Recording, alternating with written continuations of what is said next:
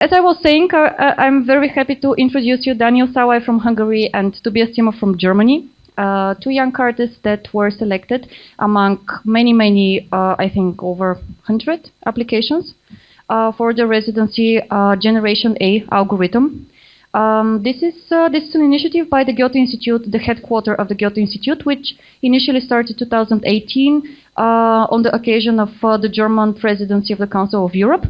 And because of the pandemic, it was postponed and so on. But this very large-scale project, which takes place in over 12 or 13 countries in Europe, it has different facets, different parts. One of the events taking place in the framework of Generation A is the residency. And Sofia was selected among 13 other European cities to be host of two residents that spent 1 month in Sofia in the hosting institution of the Sofia Tech Park, the Laboratory for Artificial Intelligence and CAD systems. And now both artists will tell us a little bit more about their artistic view on artificial intelligence and art. Maybe you can also share with us about your impressions from the residency here and if you had any ideas. But even if you don't have ready ideas, all the residents will be presented during a large-scale festival in Germany, in Düsseldorf, in the Museum of Hygiene in Düsseldorf. Dresden, I'm sorry. The Museum of Hygiene in Dresden in early November this year. And the Goethe-Institut Bulgaria will also participate online in this event, so we will keep you posted. And now I'm very glad to give the floor to both residents, to both artists, after which we'll invite here to the stage, actually in front of the stage, also artist Albena Baeva, whom you already met, and artist Krassimir Terziev, who will moderate a discussion, so we can all together discuss with the artists also how art and artificial intelligence can complement each other or not. Welcome. Okay. Thank you, Stefka. I will start with a short presentation.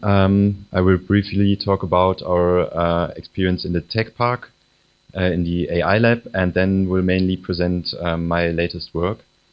I'm an artist from Weimar, as Stefka already said. I studied media art and design in Weimar at Bauhaus University, and I'm mainly working with algorithms for computers as well as for humans. What I understand from that you will see later. Yeah, Daniel and me came for a 1-month residency here to Sofia Tech Park, and I guess Albena already told you about her view on algorithms and instructions and her trust in technology. I didn't understand the talk, but that were some of the words that I got. I heard a lot of instructi. That plays also a bigger role in my work. And trust in technology, I had a feeling, is also playing a big role at Sofia Tech Park, where we were all the time greeted by this beautiful banner, Techno Magic Land, which is a park for children to get acquainted with new technologies and to introduce small children to what's going on right now in the technical development. So I also want to thank Georgi Tsenov as head of the AI lab where our residency took place, and Kristina Bakarchieva, I hope I pronounced that right, who is project manager of the Sofia Tech Park, and of course also Marina Ludemann, head of the Goethe-Institut here, and Stefka Tsaneva, as well as Adriana Rangailova, who is not here today. Yeah, this building is where our residency took place. This is the building where all the 10 different laboratories of the Tech Park are situated. I believe it's 10, 11. Okay, thanks. And we worked in the AI lab.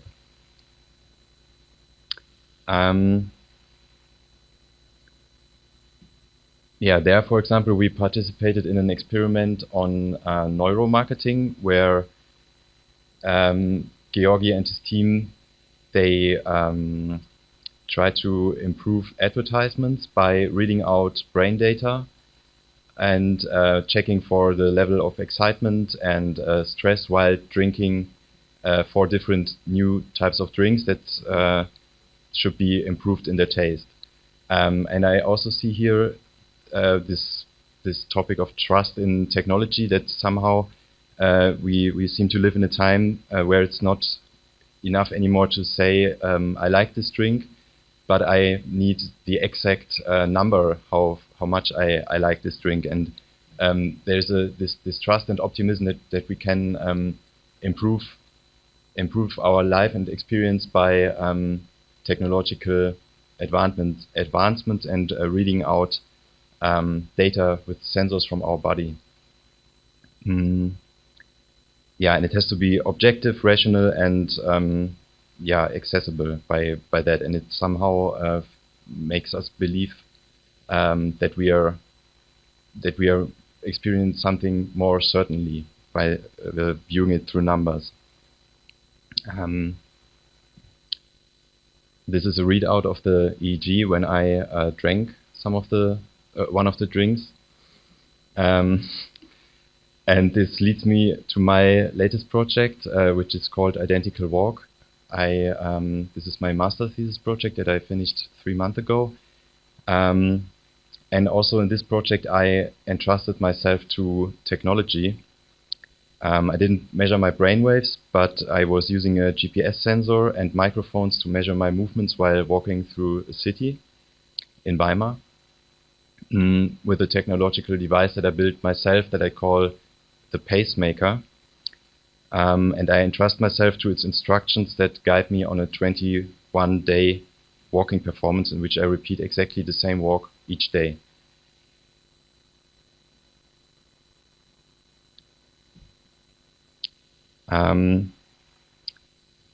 I started this project during the pandemic, and as many people I think were quite lost in their daily lives, having to stay at home the whole time. And I had the wish to have some steady daily routine and a structured life. And I didn't really want to think what exactly I want to do. I just wanted to submit myself to a preset routine. And I chose as this routine to do a walk each day to get my body moving and to get some fresh air. But it was not enough for me to just do this every day, to go out and walk each day as a leisure activity. But I wanted to do an exact routine. I wanted to walk at the same time with the same route with exactly the same steps. And so I asked myself, what is the way to make this happen, to make this walk identical? And my first thought about this was, well, I should count my steps. So I started with the first walk and started to count the steps, each step in my mind, and repeated it on the next day and counted it again. And the results are seen here in this in my personal notebook. So it started more of a kind of a self-experiment. And while it was possible to do the walk exactly with the same number of steps or through different on some streets, in total I diverged from the same steps, about 100 steps difference for each of the walks. I see this counting steps in one way related to Buddhistic meditation, where it's a technique to count your breath while you meditate to give you a higher concentration. That's what also happened during this walk. And on the other hand, we all know, or I guess many of you already tried step counters in your phones that are often used by as an incentive to lead a more healthy life, to get some movement throughout the day. And these health apps, they somehow, on one way, they invite you to walk, but on the other way, they also kind of force you into walking. When you start to measure yourself like this, and in the end of the day, you see the app and think, just 1,000 steps today, that's not enough. I have to make another 8,000 to have a successful day. then you could feel forced to take another walk in the evening. So that's the field of tension I see there, this quantification, and that is somehow seen as a thing for self-improvement and self-optimization, and the whole experience I also see as a meditation. So after these experiments, where I found out that it was not enough for me to just count the steps, I turned to media technology and built myself a device that could ensure my identical walk. So this device here I used for each of the walks, and this device, it records my steps via microphones that are placed here beneath or next to my feet. And up here I have loudspeakers which play back the sound that was recorded on the last day. And so at the first day, actually I just walked without a guidance of the device, and on the second day I had for my walk the guidance of this device to place step after step exactly in the same moment I placed the step before. So in this way I could do exactly the same walk over and over again.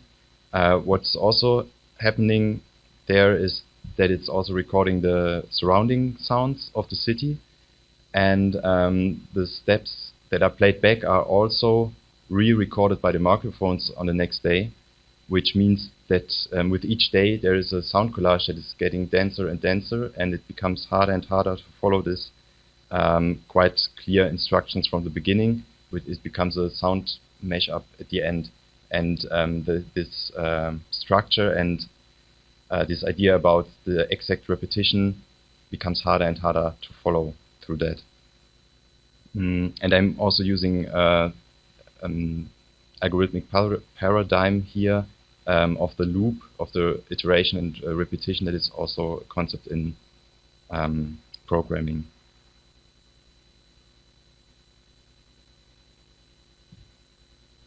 Yeah, these are some shots from the performance throughout the city. In total I walked 3 kilometers each day,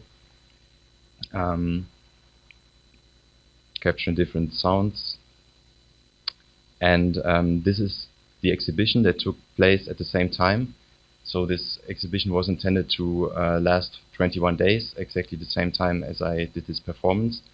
And actually the exhibition is generated by my walking. So when I come back after each walk, there's one thing more in the exhibition. For example, I have this pen plotter here, which is drawing my tracks in real time while I walk. And after the walk, the document that it's generated is going here to the wall as keeping track of my movements through the city. And then there is this video installation, virtual walking, which is repeating the whole performance over and over again through digital avatars. So this is the pen plotter. That is, the data is sent by my device, by the pacemaker, through a GPS sensor, and the pen plotter is drawing the track. It is also keeping some track of the data. For example, my starting time. I set the goal to start each day at 1:55, which couldn't happen all the time. So here we see I was 43 seconds late. But most of the times I managed to start within 1:55 and not later. We have the distance, the duration, and value for the accuracy of this GPS sensor, and the coordinates where the thing happened. And then on the wall you can compare the different tracks with each other. So you could think, what is the sense in tracking the same walk each time again, because I'm actually walking on the same route. But what's coming out of this GPS tracking is that actually none of the walks are the same, and there's a small deviation in the position data that is captured. We will see that later in this animation, which I displayed in the exhibition on a vertical screen in human size. So you have a relation to a bodily size. And this is the final outcome of the 21 days of walking, a stack of all the traces. And I will show this now as an animation.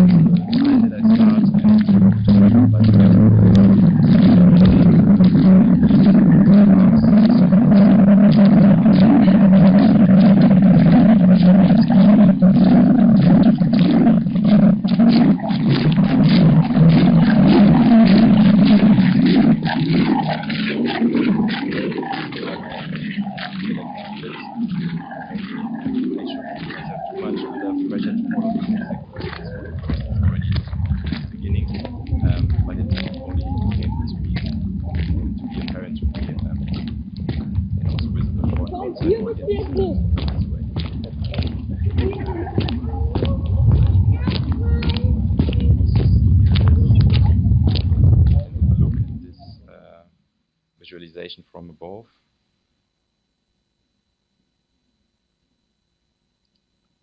And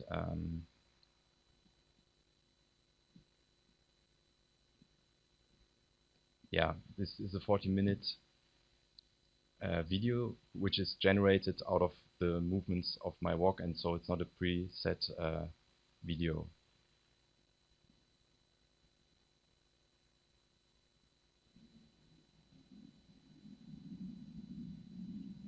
It's also possible to move a bit forward in time.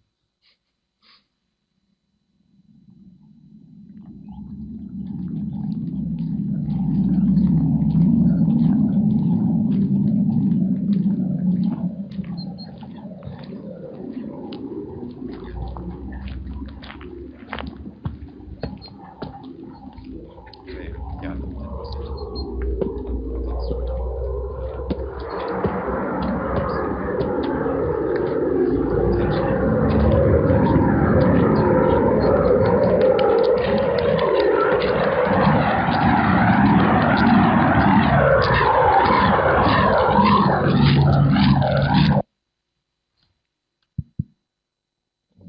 Hello everyone, my name is Daniel Szalai, I'm from Hungary, yeah, I'm come from a different background. I think I studied art and design theory for my BAs, which was quite philosophical, and it developed an interest in me towards social issues and just generally our environment. And then I worked in film production as a location manager for international movies for 5 years.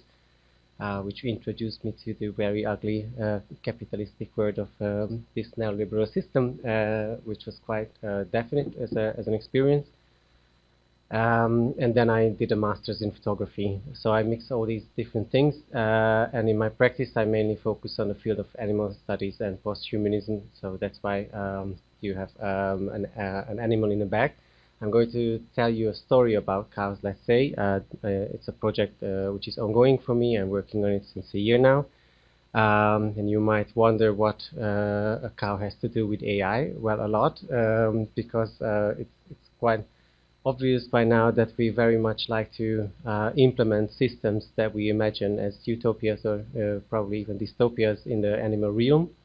So the starting point of my project called Unleash Your Herd's Potential, which is actually a slogan of a brand, came from the 2018 announcement of Cargill, which is like this agricultural giant from the US, about the development of facial recognition for cows.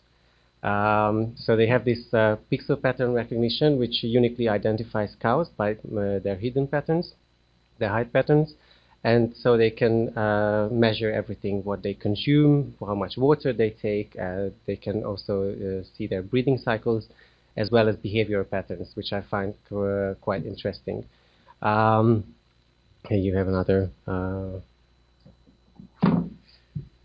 photo of that thing. So yeah, when I read about this thing, it was late 2018, and it was that time when China was about to introduce this omnipresent surveillance system, and there were quite a few words about it.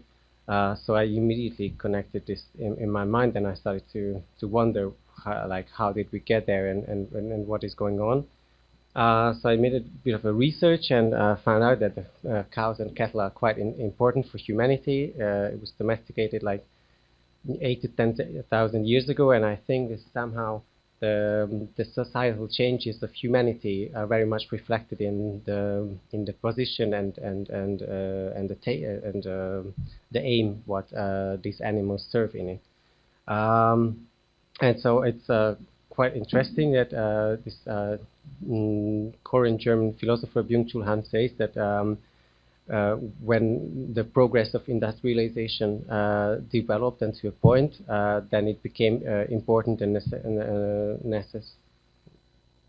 necessary, thanks, to somehow match the body with the machine and adapt the bodies to the machine.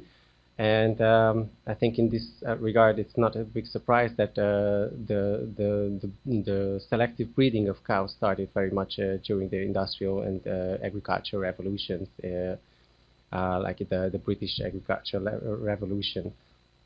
And so by the end of the 18th century, the cow became a kind of a symbol of this revolution, how agriculture can become scientific and how we can improve and optimize our life and our environment. And so they celebrated this with these beautiful paintings. And then the biggest, one of the biggest breakthrough came after the Second World War with the invention of artificial insemination, which could really accelerate the selective breeding, and also like you could do that on a level of an entire herd and make it more efficient. It's quite bizarre, but it really became a standard practice. So by now you can say that there's an animal, the cow, of which a billion specimens live in this planet in every moment. And in 70 years, no male and female animals met almost, which is, I think, quite a heartbreaking story, like if you take it as a love story. Another breakthrough came with these professional performance systems, which came around the late 80s, 70s, which parameterize the cow's existence according to different aspects, which you can, for example, see here. They have an evaluation system. They measure everything, give points to them, and then basically you include you put these points that were given to each and every cow into this mathematical formula, which reduces the value of a cow into a four-digit number. And then these evaluations can be actually used in selective breeding.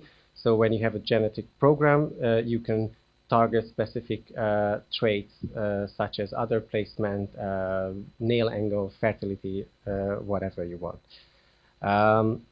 And basically you can tailor all these to your specific needs, but these needs can actually vary. For example, it's quite interesting that in Israel they consume and export a lot of fresh dairy products. So even already in the 1970s, they had like cows who produced 11,000 kilograms of milk during one lactation.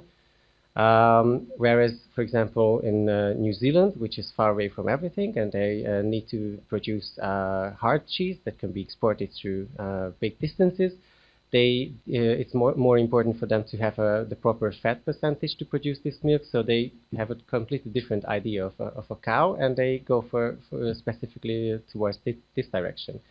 So almost every country in the world now has their central organization, which is responsible for breeding the cows. For example, the Holstein Friesian cows. And they all have their ideal cow. And this is the ideal Hungarian cow, which you see here. And they have this aim, which I'm going to read out loud because I think it's quite interesting.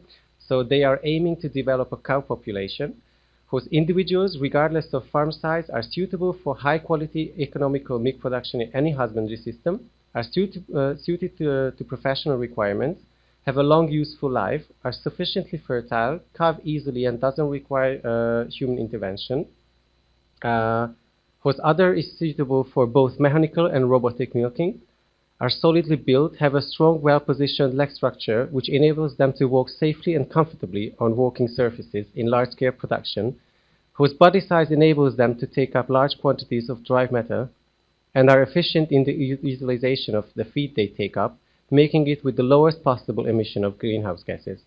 Their temperaments and social behavior allows them to keep in large herds, and they tolerate human contact during housing, feeding, technical and veterinary interventions, as well as milking. So they have this very precise image of this perfect cow. But I'm fascinated by this kind of marketing material language because I think it's really expressive. But what really hits me when I read this is that it very clearly aims to feed the body to the technological infrastructure. And data plays a very important role in it because when they collect all this data of the different cows, then they put it into a national and as well as a global database.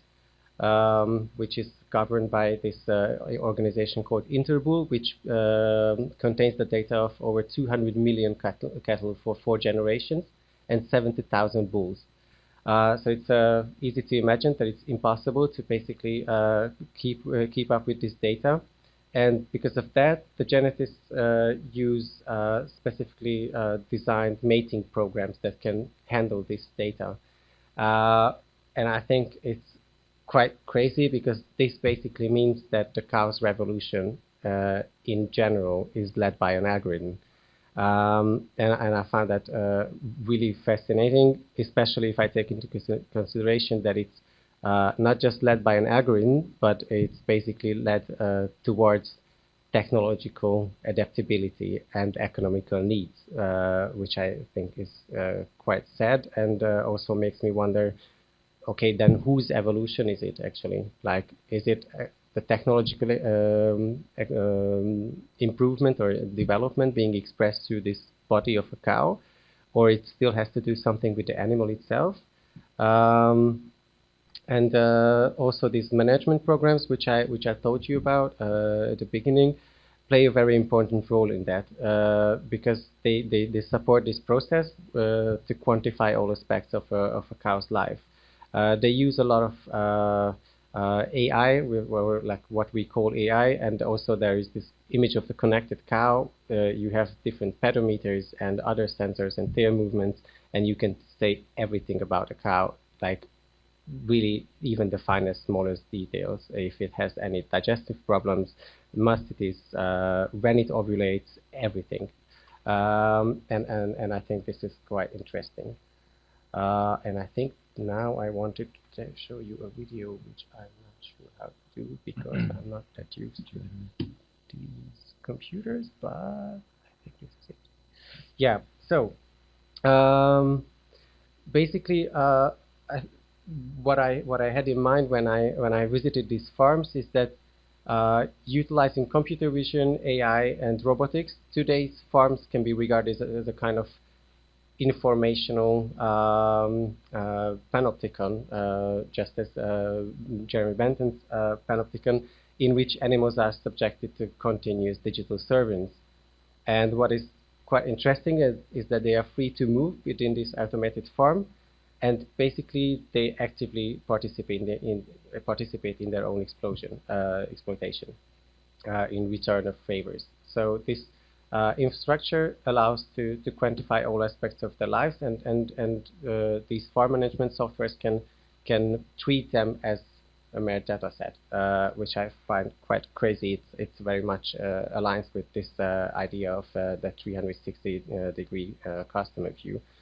So basically, all these processes mean for me that it can be regarded as an example of cognitive capitalism and surveillance capitalism being implemented in the realm of animals, but also because of this datification and virtualization and gamification, I think it can be regarded as a next step of distancing ourselves actually from animals. It seems that we know a lot about these cows, we can quantify all the aspects, but everything is being handled through a computer interface, which I think is crucial. So when I started to work on this project, I was looking for some way of like visual word that could somehow reflect this distance attitude, and also create a kind of an exploded view of a cow, like this fragmented visual, and a kind of like a cloud of information, let's say. So I started to use photogrammetry, which is a 3D scanning method, quite easy to use. But what I find interesting is that it's originally developed for cartography purposes. So it was originally developed as a measurement tool and not an artistic means of expression. So I thought that it's quite interesting to use that. And I think it resonates well with this idea, because in this in-between step of the photogrammetric scanning process, you have the still images, which are aligned then to create a 3D mesh. But in between, there is this so-called dense cloud image, which seems to be already descriptive, and you have the feeling that you actually see a cow, but it's just random dots in a way in space. And I like this idea that it looks like it makes sense, but we make sense to it. And it also has this kind of picturesque quality to it, like pointillism in a way, which I think somehow evokes the memories of these old images that were actually already 200 years ago, quite nostalgic. So yeah, I think what I find important about that, and what makes it very important in this context, is that these images this data that are obtained from these programs will be implemented again in the selective breeding, and I think that very much brings back this question of evolution and technology, to which I would like to add three ideas that are not from me, so I think it's better to quote them. So Bill Hill says that technology is not just a tool, it is an information in that it shapes how we think, and in the absence of an alternate reality, such as nature, what we think about and know. Where evolution was once an interactive process between human beings and a natural, unmediated world, evolution is now an interaction between human beings and our own artifacts. Well, I would maybe argue with the question of whether there was ever a natural unmediated word, but still, I think he has a point here. And in relation to that, I think it's interesting to bring in Richard Dawkins' idea of with his neo-Darwinist theories, because he says that the basic unit of life or the selection is not the species and not the specimen itself, but the gene. And if you consider the gene as like the extended phenotype as an information, then you can say that this information goes beyond the specimen and the species, and in that sense, the body is just a carrier of this information. And you can consider it as an artifact, basically, which is a means by this gene is actually fling itself to the next generation. And so I think this is quite a dystopian idea then, that life itself is just a temporary carrier of information. As Dawkins said, he called the body a survival machine. So maybe we are just all survival machines for this piece of information encoded in the DNA. And yeah, with this, going back to this other idea of Bill Hill, I think it could be further, it can get more exciting if we combine it with Shoshana Zuboff's ideas, who wrote this fantastic book, Servants Capitalism, because she adds that technology is not and never can be a thing in itself isolated from economics and society. Technologies are always economic means, not ends in themselves. In modern times, technology's DNA, again, comes already patterned by what Max Weber called the economic orientation. Economic ends, Weber observes, are always intrinsic to technology development and deployment. Economic action determines objectives, whereas technology provides appropriate means. In Weber's framing, the fact that what is called the technological development of modern times has been so largely oriented economically to profit-making is one of the fundamental facts of the history of technology. In a modern capitalist society, technology was, is, and always will be an expression of the economic objectives that directs it into action. So yeah, I think I just find that quite interesting, and in this sense, maybe we shouldn't even talk about techno-Darwinism, but capitalist Darwinism. And I think if we think about it, that there is this slippery slope between human and non-human animals, then we should really ask the question of what that means for us humans. And yeah, just the last idea, this project also contains these salt licks, which I consider quite an important part to it at the moment, because it gives a counterpoint to all these crazy ideas and all these virtual digital words. These are salt licks, which are these mineral things that are given to the cow so that they can intake actually essential minerals for their nutrition. But they get it in cubic forms, like almost precise cubes. But as they lick it, they make these beautiful organic shapes out of it. And I really like that. That in that sense, I think it can be they can become kind of symbols of a rebellious act against our will to press them into cubes and parameterize commodities. Yeah, and I just thought about this idea of Temple Grandin, who said that nature is cruel, but we don't have to be. I would kind of paraphrase it and say that technology and the market are cruel, but we don't have to be. So I think it gives hope that we can always lick back. Thank you very much.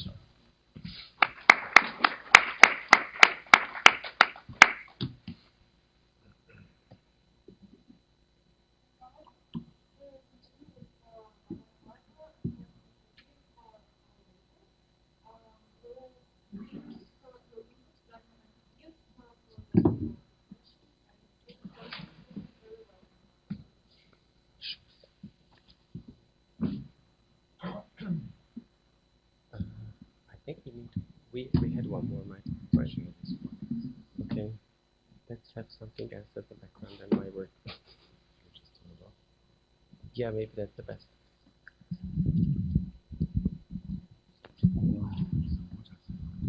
Okay. Thank you, Stefka. Thank you, Goethe-Institut, for inviting me for this event.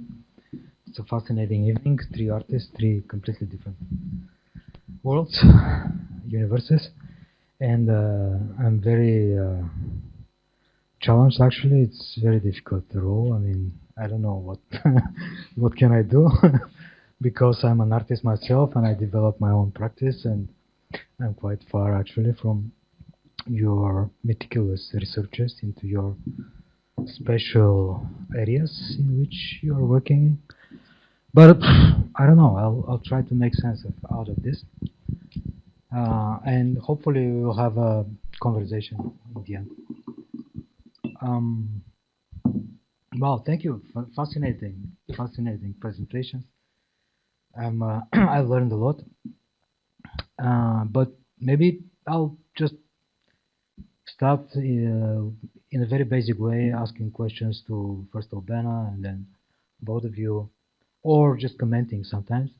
Albena, listening to your presentation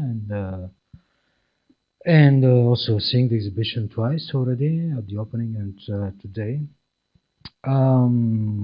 Actually, I see that what this machine that you trained achieved was quite creative. I mean, I can hardly make a difference between fluxus or avant-garde kind of poetry and what I see in the texts in the room. So, and of course, we saw these speculative events like AI selling works in auctions, etc., etc., etc. So, and you didn't mention anything about that in your presentation. So, I would like you to start from there to what do you think is the limit of this creativity of AI? I mean, what is this that we are reading on the walls as texts? I have to admit that this is a very difficult question because in at this stage that the algorithms and the networks are we make art of that. It is all about our context, about our understanding of art, our understanding of history of art. So if because I was reading a lot of the instructions, and when the machine gave me the instructions, I was like, okay, I can see that this is a machine instruction, and I could make a difference between it because I spent so much time researching everything. But if you just like you come and you see and you say that it's you know, I can barely manage to figure out that this is very creative. It's something that actually it's very nice that we managed to achieve that. But sometimes it is its own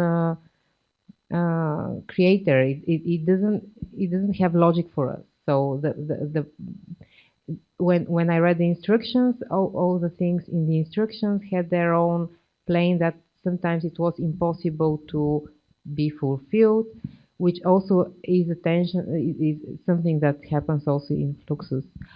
And the auctions and all the things that are now with artificial intelligence and are imitating, pretty much this is still some kind of an imitation of forms that we know. Like there is a development, but I think that without the artist content, for now, we don't really have, in the context, we don't have an art. I would say that I believe in the creative potential of machines, but we need also to have the need from the machine to create the artwork, and maybe there will be a time that the machine will create an art piece that wouldn't be targeted towards human and their own context, but towards machines. So then we can talk about creative machines. For now, it's our own context and our own stories and our, you know, like trying to build the path towards this potential. Thank you. I was actually thinking when I was seeing the exhibition that it's one creature that created those works, but they seem to be created by various different artists. Somehow there is a difference between the geometric compositions and also the sculptures and the text, etc., etc. So I was thinking that you are the curator and you are curating a group show of. Yes, yeah. Because whenever this is how the algorithm works with non-homogenic data set. Because if you have a homogenic data set of many images of cows, you'll get a very good image of a cow. But if you have a non-homogenic instructions, which are some of them are from Yoko Ono and the other one are Saul Levitt, which is completely different universes, then the algorithm groups them in seeds and in areas. So you would have something that resembles Saul Levitt, and then you'll have something that resembles Brecht or Yoko Ono, or a mixture of something. So it's definitely a group show. Okay, thank you. Tobias?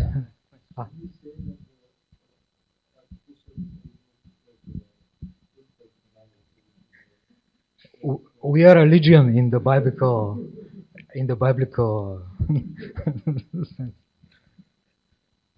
In this case, yes, I believe that it's about the approach towards it. Like I started with this approach, mixing data sets with different images from the beginning of my experimentations in 2018 and 19. And I kept going on, and maybe this is a reflection of my moody personality. These are not that I have one legally, but probably, I don't know. It's more of an approach. Yeah. I'll move to Tobias. In your presentation, you were mentioning very often this aspect of trusting technology. And I was thinking that actually the entire human history, it was always this one-directional process. We always trusted technology. I mean, it happened with photography, for example, when it got invented.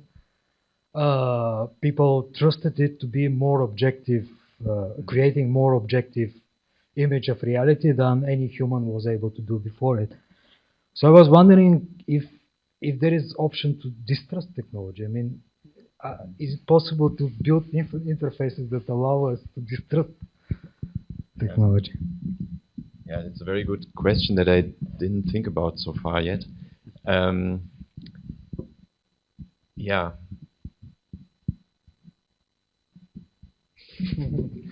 But it is a good idea.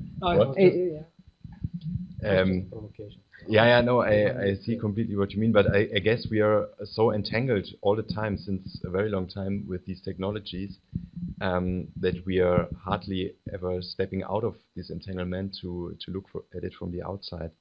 But then right now we are often in between these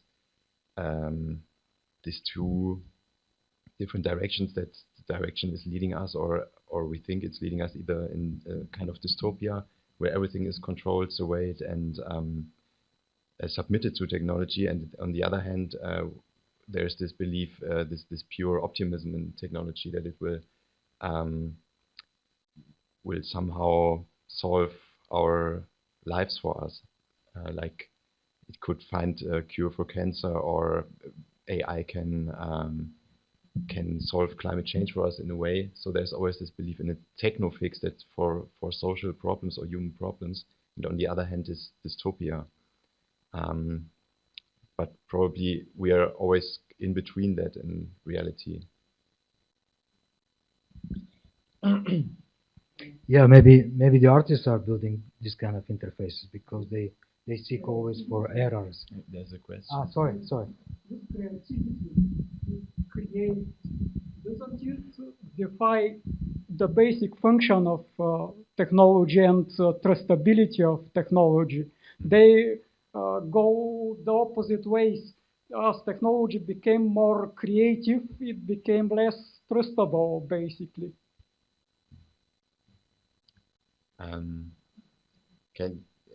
I try to repeat that. You mean as technology became more creative, we can through that now distrust technology? Did you mean that? Yes, we can't trust it to represent objective reality anymore. Yeah. Yeah, I can completely follow that creativity is open up different views on technology, and as we are often entangled in these systems, I would also say that creativity can open up other views that actually show us that we cannot completely trust it. Yeah.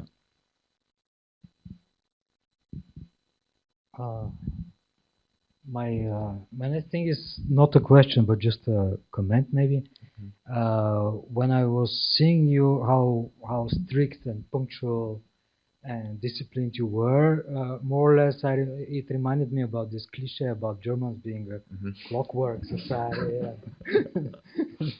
So I was wondering if you remake this project in another culture like Arab world or I don't know, a culture that has different relation to time and repetition, whether.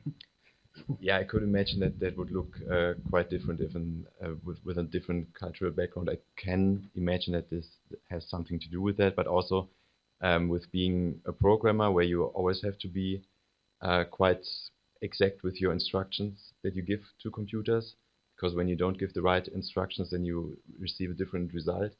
And I think it's also from that experience that I wanted to understand on a bodily human level what this kind of thought paradigm means, and so I submitted myself to this algorithmic way of acting. Yeah, actually, it opens the space for my next comment. You were also mentioning several times that you find the whole process as a kind of a meditation.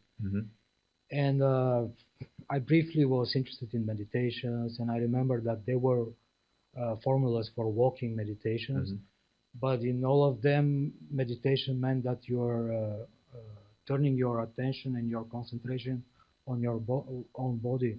And in this case, you are concentrating not only on your body, but in the interface with the machine. So yeah, this is I wonder what kind of meditation it creates.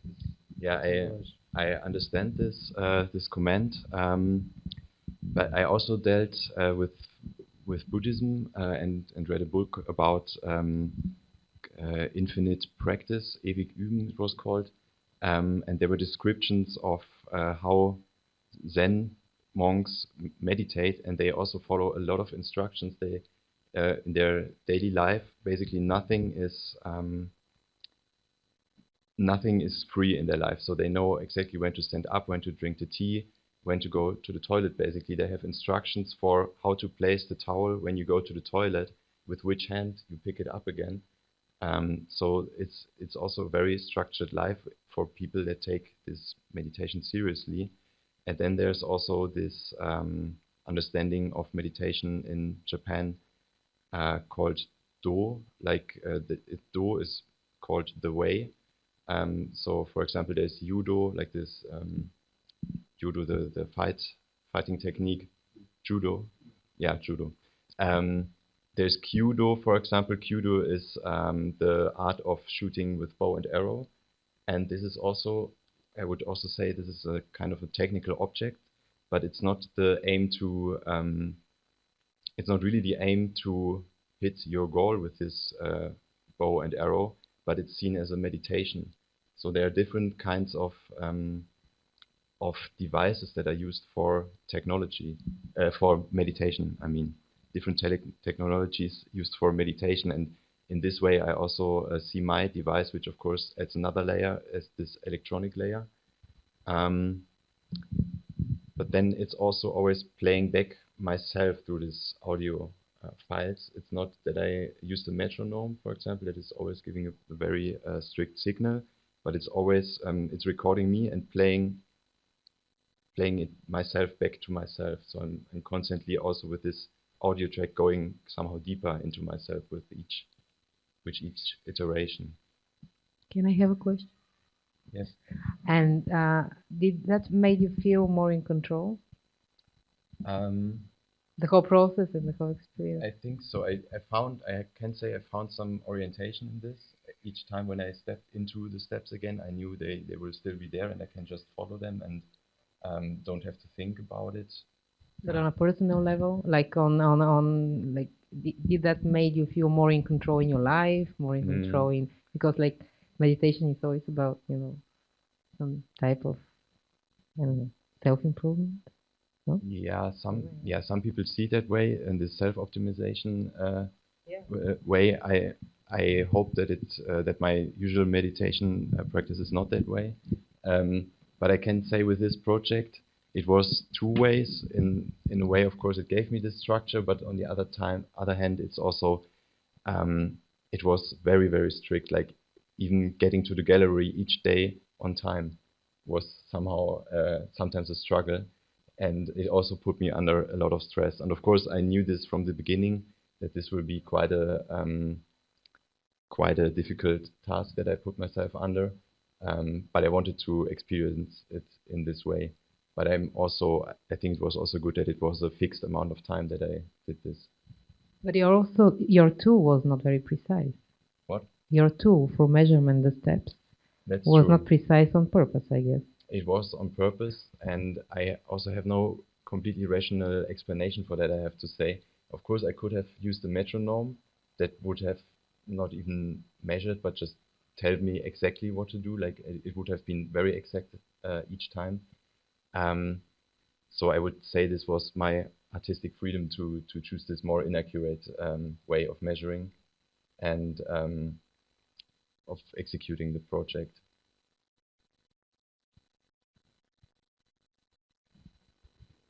It's just an idea that came to my mind that I won't be able to tell whose idea was that, but recently I read somewhere that the human itself is the creature that never overlaps with itself, and so it's destined to continuous self-correction, and it very much resonates with this idea. I think that you can't overlap with yourself in a way. So.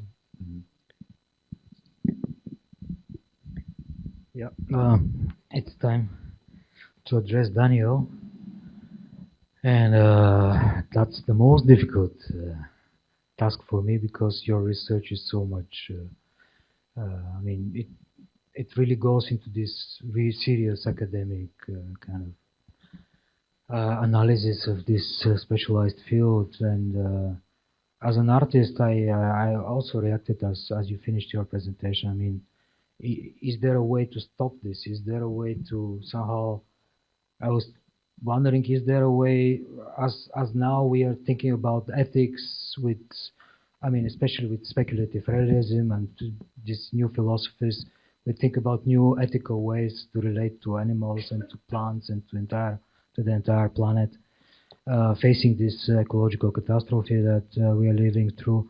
So I was wondering, is there a way to develop a technology that would optimize the cows from their point of view and not optimize them from our point of view somehow? Well, that's a nice idea. Yeah, well, I don't know. Maybe not the Holstein Friesian cows anymore, because they wouldn't be able to self-reproduce anymore. Unfortunately, the bulls are 1,300 kilograms. And they say that most probably the cows wouldn't survive the intercourse, so it's already done. We took the Holstein Friesian cow out of nature, and there's no way back, I think. But on a theoretical level, at least, it would be possible, I think. But maybe it goes too far. But I also have a kind of a relationship to medication. And just this enlightenment idea of the rational that will save us and solve everything, and that is the basic principle. And somehow I feel that it's always about this hope of understanding something, but it actually just opens more and more questions, and there's no way to understand it. And there should be a bit of acceptance, and I think it's very much part of human nature that we just don't accept the given, and we want to change something all the time. And so we got this the tool of technology to change our environment, and then we're always chasing these changes to somehow accommodate. And we could go back to the principle of maybe just living a life, but I think we're just too much afraid of that, and we feel that it would be a great sacrifice in a way. Yeah, I think it's a nice anecdote that and we can learn about it, how it leads to a dead end, and it would be nice to somehow quit this framework of this Promethean inheritance of continuous change. I don't know if that makes sense. And maybe I will finish with one last question to all of you, but starting with Daniel, of course. You all have this meticulous preliminary research into the topic that your project is going to. So I wonder, how do you feel the role of the artist? I mean, this research borders very much with the scientific, with the technological researches that engineers or scholars are doing. So it would be nice to share how do you see yourselves as an artist intervening into this complex technological world. Well, I can very much relate to this question because I'm coming from this theoretical and philosophical background, and I have the tendency to think a lot about these questions. And it was quite interesting during the creation of this project that I started to work on it during the lockdown. So I started with a massive amount of research, and I created this crazy bubble of in my head about technology and money taking over evolution and everything, which is of course true.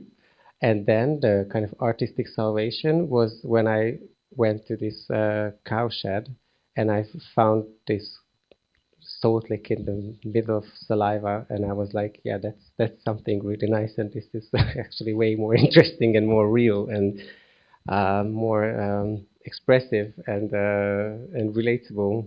And yeah, I think I think it would be a great thing to just somehow keep that free. I think the art is struggling very much also with which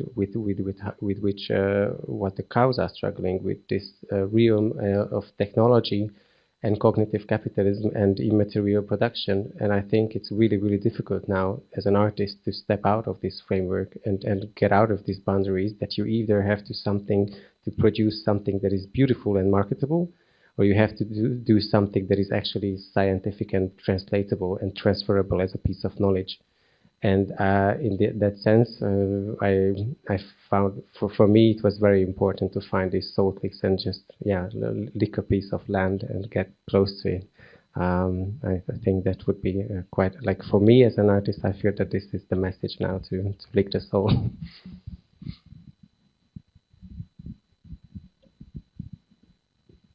Okay, you want to start?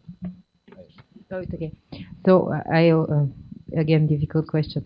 I have maybe the reasons are two. One is that I also come from a research background. So I wasn't really studying art. I was studying language, then I was studying restoration. So, I was, most of my time I was reading books and analyzing art and thinking about things.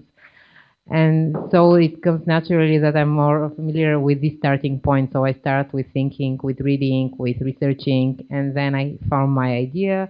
And then I have the big struggle how to find the visual representations that will be the perfect for this idea. And the second reason is maybe that I also get very easily bored. So I like to work with new things, and the new things you need always to firstly learn how to and what is it about, and then you need to be able, if you want to be able to do something about it. So once I have read all the things and I manage to get some output, then I get bored, so I get in a different situation where I need to also do all the reading and researching. So I don't know, it's more of a process again. Okay. Yeah. In my case, I would say that the part of researching and learning, also following a bit what you said, also in another conversation, that actually your, or I think Renee maybe said it, your artistic work is learning how these algorithms work in a way, and then you need to find a representation so others can also see this process. For me, it's a bit similar. I mean, I do not really come from this research perspective. I studied first design and then media art, but I was always very interested in these technological systems and programming and algorithms, especially also computer vision, and trying to get into that and really learning what is going on there, and also being able to detect faces and see what's going on behind these algorithms. I see that as a very important step to be to still have agency in a world where all these systems are usually, or most of the time, not so much under our control anymore. And by learning to do that myself, I would see this also as my part of my artistic project. And I not so often start with a fixed idea in mind and then execute it and express exactly what was my first idea. But I have more this bottom-up approach where I try to do also research, but also try to work with different kinds of data that I collect, and so it's growing from the ground up. And also programming myself, I see this as just as my agency in this technological world. Thank you.